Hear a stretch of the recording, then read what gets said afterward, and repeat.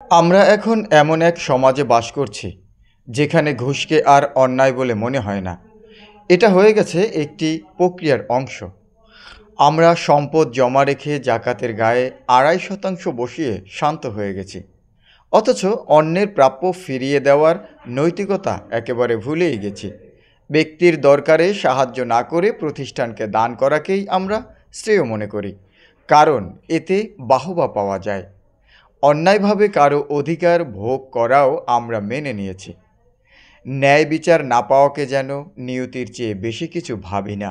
প্রতিদিনের জীবনে আমরা এমনভাবে মিথ্যার সাথে সহাবস্থান করছি যেন সত্য বলে কিছুই আর অবশিষ্ট নেই।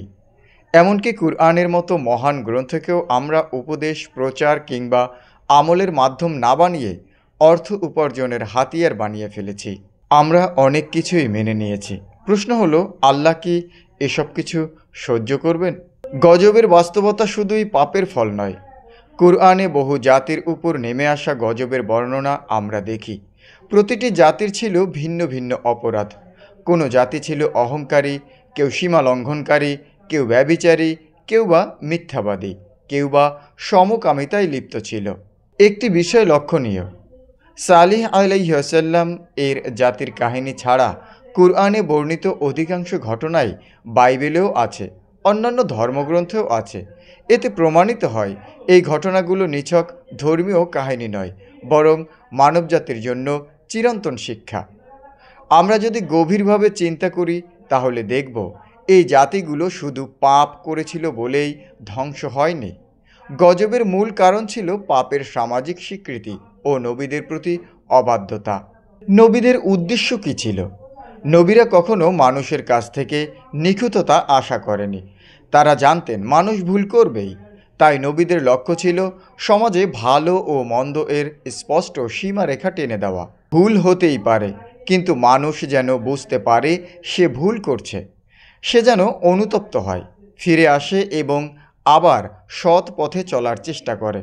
কিন্তু সমস্যা তৈরি হয় তখন যখন সমাজ নবীদের শেখানো ভালোকে ভালো মনে করে না, মন্দকে মন্দ বলতে লজ্জা পায়, দ্বিধাবোধ করে।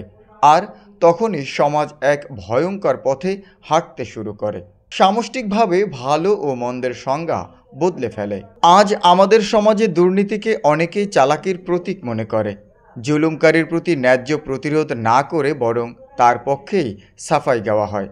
অসৎ মানুষদের সফল বলে প্রতিষ্ঠা দেওয়া হয়, আর ন্যায়ের পক্ষে বলার লোক কমে আসে, কারণ নীরব থাকা নিরাপদ মনে করে অনেকেই। কিন্তু এই নীরব থাকাই যে বড় অপরাধ তা তারা গায়েই লাগায় না। ধর্ম নিয়ে কথা বলতে গিয়ে আমরা কুরআনের স্পষ্ট আদেশগুলো ভুলে গেছি। ন্যায় বিচার, সত্য বলা, গীবত ও অপচয় পরিহার, ওয়াদা রক্ষা, এসব মৌলিক নৈতিক শিক্ষা আজ উপেক্ষিত হয়েছে। তার পরিবর্তে আমরা ব্যস্ত হয়ে পড়েছি পোশাক, উৎসব, ভাস্কর্য বা চুলের রং এর মতো তুচ্ছ বিষয় নিয়ে ফতোয়া দেওয়ায়। যখন কুরআনের মূল শিক্ষা আড়ালে পড়ে তখন সমাজে ফাঁপা ধর্মীয়তা বাড়ে, কিন্তু আল্লাহর রহমত সরে যায়। আজ আমরা মসজিদে ভিড় দেখি, হজের সংখ্যায় গর্ব করি, ইসলামী লেবাসে উৎসাহ দেখি, কিন্তু এইসবের আড়ালে আমরা দেখি না খাবারে বিষ মেশানো ব্যবসায়ীকে, এতিমের হক মেরে ফেলা স্বজনকে, ঘুষ খাওয়া অফিসারকে, আর একের পর এক মিথ্যা ও প্রতারণায় গড়া সমাজ কাঠামোকে। সততা, ন্যায়, অনুতাপ, ত্যাগ এসবের চর্চা নেই, অথচ এসবই ছিল ইসলামের মূল শিক্ষা। মানুষ পাপ করবে, এটাই স্বাভাবিক, আল্লাহ তা জানেন, আর এজন্যই তিনি ক্ষমাশীল। কিন্তু যখন একটি জাতি অপরাধকে পাপ না বলে স্বাভাবিক বলে মানতে শেখে তখনই ভয়াবহ বিপদ ঘনিয়ে আসে। যখন অন্যায়কে সবাই চুপচাপ মেনে নেয়, যখন সত্য বলাকে বিপজ্জনক আর মিথ্যা বলাকে স্মার্টনেস বলে গণ্য করা হয়, তখন সে সমাজ ধীরে ধীরে পতনের দিকে এগোয়। আমার ভয় সেই পতনকে ঘিরেই।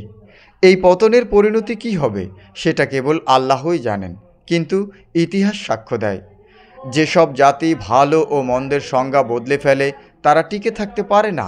সমস্যা শুধু পাপ নয়, সমস্যা যখন আমরা পাপকে পাপ বলে মানি না, ঠিক তখন হয়। সমস্যা তখন যখন অন্যায়ের প্রতিবাদ নেই, বরং স্বীকৃতি আছে। সমাজের বিবেক জাগাতে এখনও সময় আছে। কুরআনের আলোকে ন্যায় ও অন্যায়ের সংজ্ঞাকে পুনরুদ্ধার করতে হবে। তা না হলে হয়তো খুব শিগগিরই আমাদের সময় আদ বা সামুদ জাতির ইতিহাসের মতো হয়ে যাবে, আর আমরা শুধু পড়ে থাকব ইতিহাসের ধ্বংসস্তূপে।